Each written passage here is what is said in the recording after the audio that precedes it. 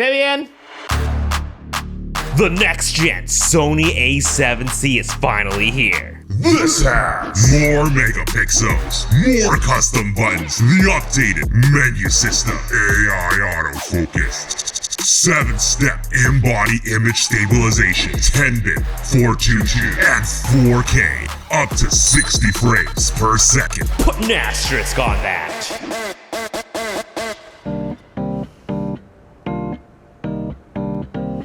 Now, Sony is not launching just one, but two new A7C cameras. One aptly named the A7C Mark II, and the other, which quite frankly caught me by surprise, the A7C Mark R. It's just R, A7C R. There's no Mark. Which this is almost the same as the Mark II, but with more resolution and more dollars, amongst many other little things. It's like having twins with two varying personalities. Now, the key phrase is almost the same because there are so many micro details that really separate these cameras apart that will honestly hurt your brain trying to process all of it. But don't worry, I'm here to break it all down so you will never have to choose wrong because you chose the Vong. Oh my God. All right, sit down, class. Professor Vong is here. Class is in session. These ain't books, babies. These are all the hard drives I have to get when I need to shoot with these damn high-resolution cameras. Now, in order to know what makes these two cameras different from each other, we need to understand what makes them the same first. The look and feel. My favorite thing about the A7C series cameras is how compact it is given its full-frame nature. Both cameras are around 515 grams on their own. We're out on a casual stroll around LA today. Got the Sony 24mm f2.8G on the A7C II and the new 16-35G Master Mark II on the A7C-R. Man, just look at the size difference. When you pair these cameras up with lightweight compact lenses, it's an absolute joy to use. Fortunately, there are a ton of high-quality, small full-frame lenses in the market today. But if you are a fan of bigger lenses with those bokeh-licious apertures, then you're gonna feel that front drag. But that's what I love about mirrorless interchangeable lens cameras. There's a setup for everyone. The overall physical difference is very similar to the original A7C, but we now have a front dial, one additional custom button, which makes two on the camera now, an unmarked and reprogrammable exposure compensation dial, and a dedicated mode switcher to swap between S&Q, video, and photo. And all of this dramatically expanded the operability of the camera because there were complaints about the lack of customizations in the previous iteration. On top of that, we're getting Sony Menu 2.0 with full touch navigation and on-screen touch functions, which could be swiped away or disabled entirely if you wanted to. But I'm a huge advocate of combining the usage of both touch and analog buttons to maximize the shortcuts of the cameras. However, I do wish the Touch UI was customizable as well. Quite frankly, there are a few options that are defaulted here that I would never use. Instead of a redundant playback here on the screen, I want to be able to change it to activate grid display instead. Regardless, it's been incredibly nice that the entire screen is touch interactable, which has been making Sony cameras a lot more beginner friendly. If you've been following the last few camera launches, you already know Sony introduced a new feature in auto mode called My Image Style. It pretty much gives you sliders to control the blur, the exposure, and the colors, much like using the camera on your smartphone. You don't have to know camera jargon just to be able to get the look that you want, which has been a very, very welcome feature for casual and beginners. Now, in addition to screen reader, on. If you're also going blind, pixel peeping like I've been for so many years, then you'll also appreciate the enlarged screen feature. This magnifies a portion of the menu and you use touch to swipe around. Keep in mind, if you do have this enabled, you will need to use the buttons on the camera to control the action, as touch will now be limited to just moving the menu screen around. The EVF resolution remains sort of unchanged, still 2.36 million dot, but it is brighter. However, the LCD resolution did get a bump. From 921,600 dot to 1,036,800 dot. While not the best that it can be, it's still decent enough to double check focus and get a more accurate color reading in sunny weather bright monitoring compared to the original A7C Mark I. The inputs and outputs are the same. The USB-C here is with power delivery charging, which also allows both cameras to act as webcam, streaming up to 4K 30p, and it can pipe audio from the camera. And if you're not a fan of micro HDMI, boy do I have bad news for you, buddy. Now, if you're someone with big hands who've been complaining about the grip size of these smaller cameras, I'm talking about you, Michael, with your big ass hands, always complaining on the internet. Oh, Sony camera bodies are so small. My big old hands, where's my pinky gonna rest? Wah! Sorry about that, Michael. Got a little carried away right there, okay? Anyways, Sony has designed a specialized grip extension which comes included with the A7CR. I really love this design because it gives you back a 1/4-inch screw hole and a latch system to access the battery door without having to remove the entire grip. Genius. Now I know what you're gonna ask, and the answer is no. It does not work with other Sony bodies. It's not designed for them. Not even with the ZV-E1, which I am slightly bummed about. So the grip extension here really helps out when you're using bigger lenses. It does add a lot more comfort. When you're using smaller lenses, probably not necessary. Fortunately for me, I have small hands, so no grip extension needed. If you're eyeing this grip but you're getting the A7C Mark II instead, then how much is this gonna run you as a separate accessory? $150? You're kidding me! AI autofocus. Besides the increase from 693 face detection autofocus points to a whopping 759 points, both the A7C Mark II and the A7CR are souped up with the latest AI autofocus technology in both photo and video. It has a variety of subject recognition: humans, animals, birds, cars, trains, planes, and even bugs. We got bees. Got the bee? Bees. Oh gosh. Oh no, nope. Why can't we just get like a nice butterfly? I don't choose the bugs, they choose me. I hate bug autofocus. It's not worth it. I'm leaving. Wow, I guess that's the end of BAF.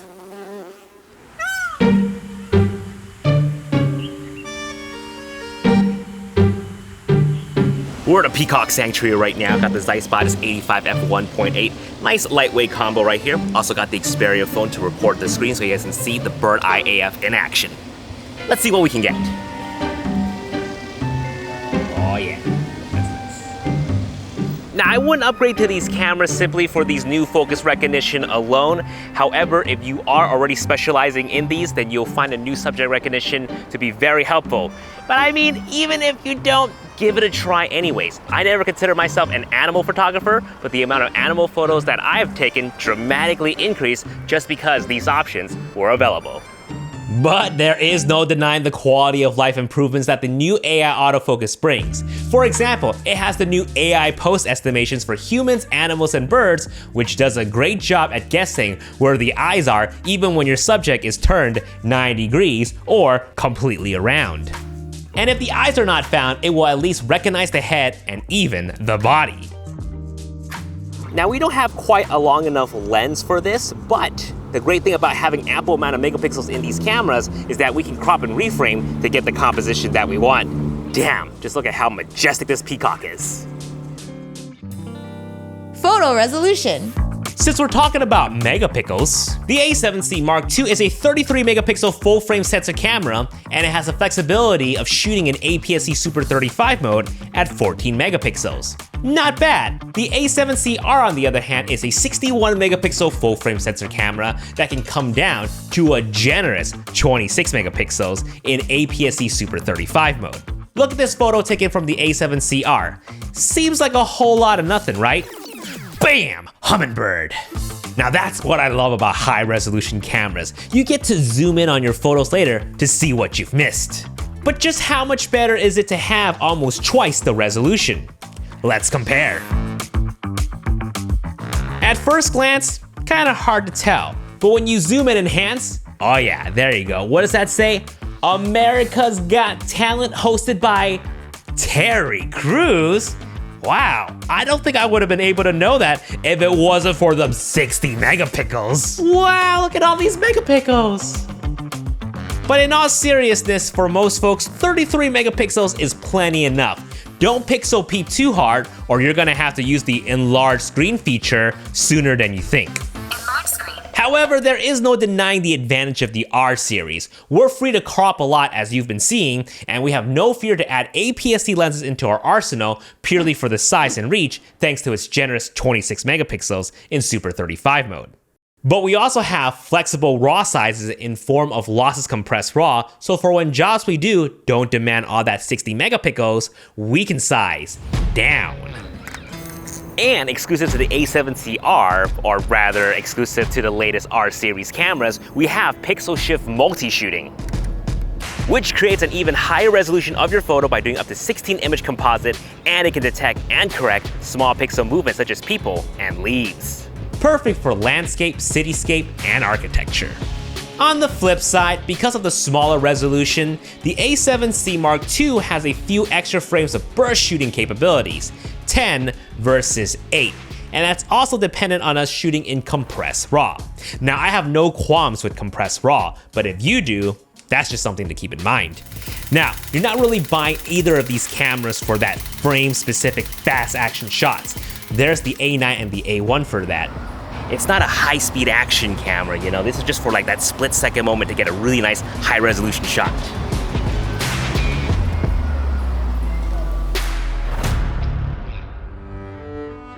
Seven-step in-body image stabilization. The in-body image stabilization have greatly improved, from 5-axis and 5-step to 5-axis and 7-step. What does that even mean? Well, as photographers, we can dip our shutter down into a whole few seconds, allowing in for more light and still get some stable, sharp shots, especially in low light situations. Now that's just insane. And I enjoy this improvement quite a lot, as it frees me from having to bring a tripod in most situations and still pull off a decent long exposure shot. I fucking hate bringing tripods. We can bleep that. Now, as video shooters, our handheld shots are gonna look that much steadier in active mode. But of course, we gotta talk about rolling shutter. Rolling shutter. With the A7C Mark II, unfortunately with 4K full frame, the rolling shutter is pretty wavy. It's much better handled in APS-C mode. With the A7C R, it's actually the reverse. 4K full frame isn't too bad, but in APS-C mode, that's looking wavy. Unless you're someone who frequently does torso twists while filming, then it's not something that you have to worry about. But it's always good to keep that in mind in case you're someone who likes to do sudden whip pants in your videos. Speaking of video, there's been a ton of improvements over the original A7C. Video. We're about to get the gimbal ready, slap on the 16-35 G Master 2, and we're gonna see what we can get. Let's see here, we got 4K, wait for it, up to 60 frames per second, yes! Finally, yes! 4K 60 frames per second, 4K 60 frames per second. Hold your damn horses, all right? We got an asterisk right there, okay? Don't forget that. There's some caveat to this that I need to unleash on. Calm down. Jeez. 4K 60 frames per second. But we might as well finish off this list right here just to get a few tidbits out of the way first. No 4K 120p. I wasn't expecting it, but it's hard to ignore considering the $1,400 APS-C A6700 that just came out can do 4K 120p. Damn. 1080p, still 120 frames per second, no 240 here either. But we do have some awesome codecs and some fun bit rates. No sarcasm here. These are actually really nice. We now have the H.265 codec for that same crispy high quality videos, but at a lower file size. And we can push it further to 600 megabits per second all intro recording with the SI codec. We got options for 10-bit 422, really nice, love seeing this as a standard, especially helpful if you plan on color grading a lot with S-Log footage. Now speaking of slog, for popular picture profiles we have S-Log 3, walking down that aisle, ooh, strutting that stuff, very beautiful, very beautiful. Hybrid log gamma, not many people are using it nowadays, but hey, I mean, it's there if you want that high quality HDR look.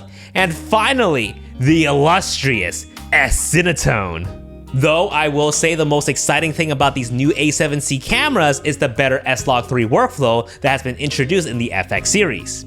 We have user assignable LUTs. We can display those LUTs on our cameras to preview, and the options to bake in these LUTs while filming. That's LUTs. This is gonna help a lot of people to easily maximize the dynamic range of these cameras. They just make it too damn easy now. Like, you're an epic filmmaker now, you're an epic filmmaker now, and you are an epic filmmaker now. And if you wanna push it even further, only the A7CR has the HDMI capabilities for 16-bit raw output. Huh. Not the A7C Mark II, unfortunately. Weird, but okay. Both cameras' base ISO in S-Log3 starts at 800, and both seem to have an unofficial second base ISO, kicking in at 3200. As you can see here, the A7CR from 2500 to 3200, the noise cleans up significantly. Low light. For my video shooters with no picture profile, the A7C Mark II can go up to 51,200 and 102,400 in the expanded ISO range, while the A7CR can only go up to 32,000. Keeping that knowledge in mind, putting them side by side as we run up the ISO, the A7C Mark II holds the colors and minimizes noise better than the A7CR. Higher megapixel cameras tend to do worse at higher ISO ranges. Now, one thing you will notice is that the A7C Mark II does appear sharper on the left compared to the A7CR, and that's because the A7C Mark II is a 7K oversample, whereas the A7CR is just pure 4K in full frame mode. Don't worry, I'll explain more of that later. In my opinion, the A7C Mark II, I would say the acceptable ISO range to push up to would be around 12,800. Around there, the A7C Mark II still maintains a decent amount of color and sharpness. For the A7CR, I would say keep it no more than 6,400, just to be on the safe side. Now, noise level is fairly subjective, so I would highly recommend testing this out for yourself when you get your own copy of either of these cameras. For both cameras, if you really want to push it in low light, consider filming an S-Log3 to maximize your dynamic range. Recording tests and overheating. While I can attest to using them more in humid climates, both cameras held up well in 90-degree Fahrenheit weather in sunny Los Angeles. 90 degrees Fahrenheit is something Celsius. And this is doing a mixture of photography and 4K videos all day, and no heat warning popped up for us. Running our recording tests in a controlled environment, we're getting nearly identical runtimes on both cameras, with no heat warning popping up in either scenarios. For 4K 24p 10-bit 422 in the HS codec, we got 1/4 and 1/3 over 2 hours. Probably would have been able to max out the 128GB cards if the batteries didn't juice out first. For 4K 24p 10-bit 422 in the higher SI codec, we max out the cards, 1 hour and 8 minutes.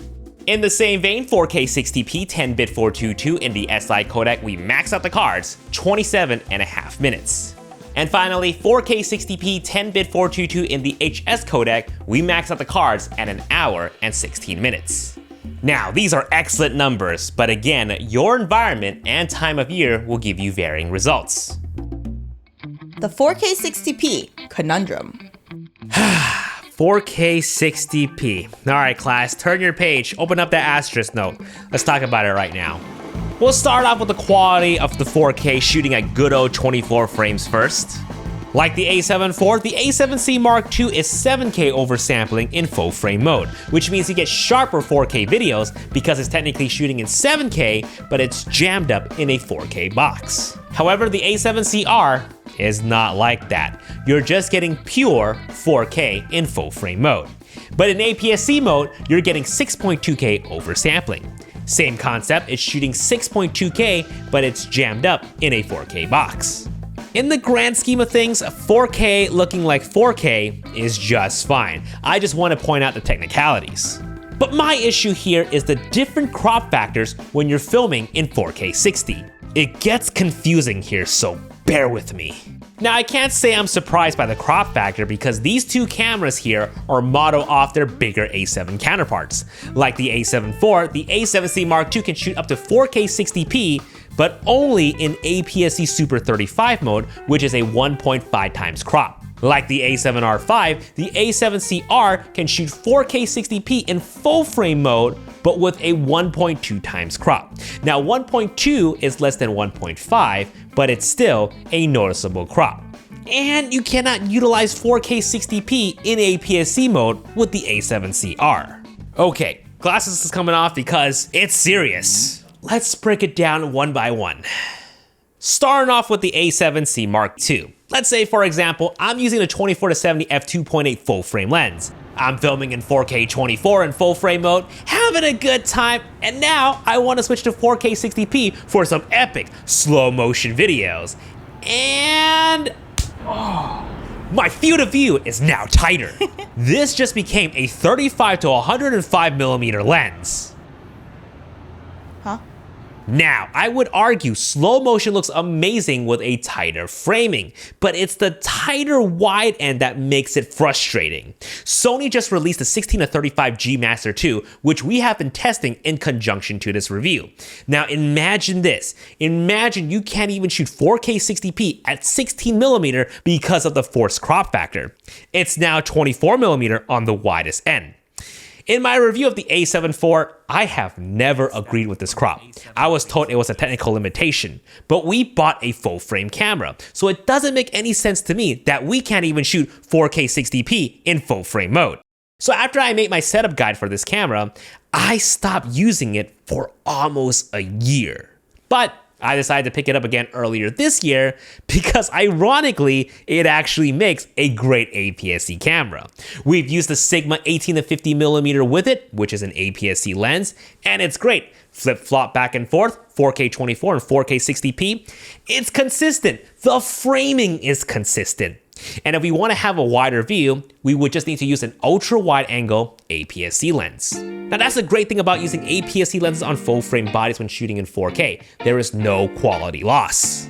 And this same concept of using APS-C lenses could have been applied to the A7C Mark II, and this would have been a great APS-C video camera as well. But now, as of late 2023, it can't even be a best APS-C video camera anymore because a proper APS-C camera actually came out. The Sony a6700, which also gets you 4K 120 frames per second for 1400 buckaroos. So it's a huge letdown in my opinion not to be able to film 4K 60p with its full frame sensor. It is a little disappointing.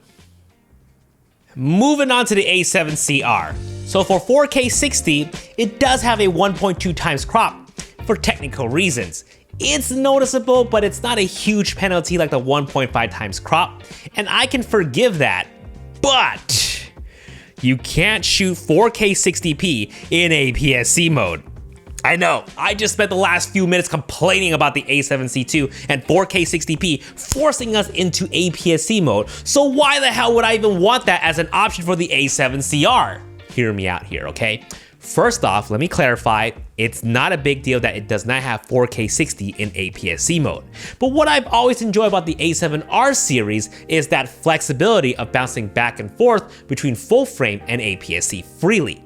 I'm a hybrid shooter who often uses APS-C on full frame bodies, so I'm also hybrid in that sense because I get those generous 20-ish megapixels for photos and I can keep the same lens on to shoot 4K 60p videos. So, do you see why I said my brain hurts at the beginning? It's these odd technical limitations when it comes to wanting to shoot 4K 60p. And for this reason alone is why I don't love the A7C series. I just really like it. I love the full frame compact look. I love the 7-step IBIS. I love the electronic viewfinder. I love the new updated menu. I love the extra custom buttons, the AI autofocus, the new codec, the new bitrate, the S-Cinetone, and all that good jazz. It's just a 4K 60p, man. That 4K 60p, it was just so damn close. So for now, I will stick to my Sony ZV-E1. Price and what Jason recommended.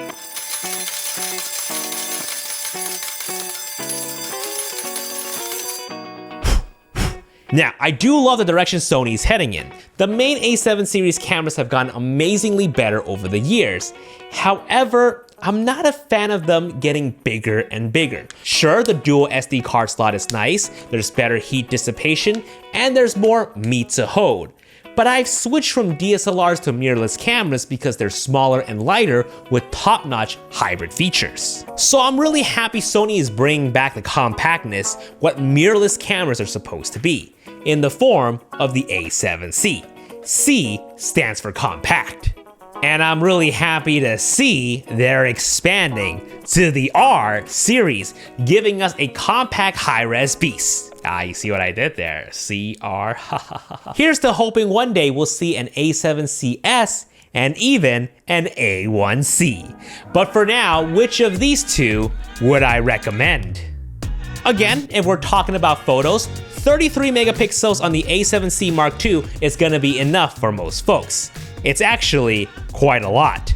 You're not missing out much by buying a camera with half the megapixels. But if you are a megapixel fiend and you have the budget for it, the A7CR is the best compact iteration of the A7R5. As we discussed throughout this entire video, you're getting the best tech from either of these cameras, and I would highly recommend getting them over the original A7C and the A7 III today. But if you find the video features a little lacking on both of these cameras like I do, I don't know, maybe your percentage is actually 30% photo and 70% video, then look into the Sony ZV-E1 for the best full frame video experience for roughly the same size and similar price. No crop 4K 60, 4K 120 is now available, amazing low light sensor, all in a compact small body. The only caveat is the lack of a viewfinder and no mechanical shutter. Or get the Sony a6700 for the best hybrid 50-50 photo video camera at a much lower cost. Only caveat is the smaller APS-C sensor. Both in-depth reviews of these cameras are linked in the description box below, but we'll have a more dedicated Sony camera buying guide in the future, so subscribe and stay tuned. Super! Thanks for watching. Now use my code JASONVONG to save 10% off your next Squarespace website or domain. Here's a word from our lovely LESS sponsor.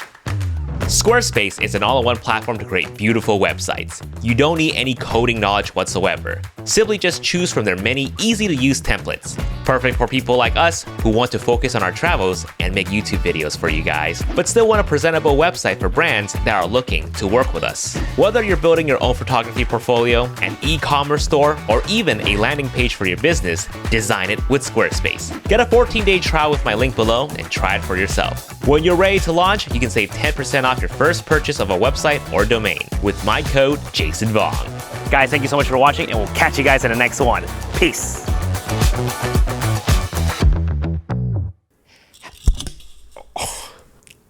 Pretty flippin' amazing. I really like it.